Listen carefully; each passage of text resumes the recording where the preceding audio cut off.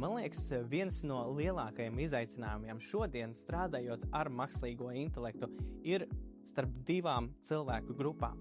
Viena ir speciālisti, kas ikdienā varbūt nav menedžeri, kas dod kaut kādus uzdevumus vai pārvalda procesus vai komandas.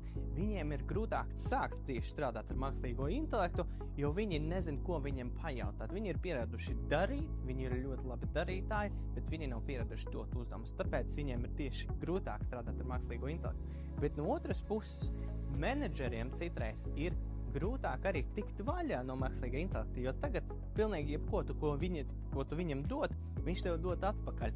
Viņi sāk mazāk lietot tieši savas smadzenes domāšanai par procesiem, kā pārvaldīt procesu, jo tu visu var pajautāt mākslīgajam intelektam.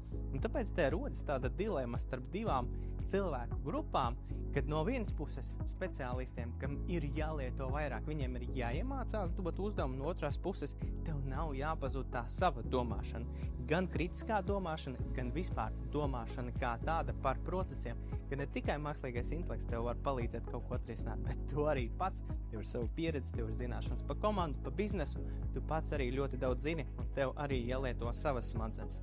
Tāpēc, man liekas, strādājot ar jebkuru mākslīga intelekta rīku, jāatrod balans starp to, ko tu viņam vari uzticēt un dot darīt, un starp to, ko tu pats uzņemies darīt pats.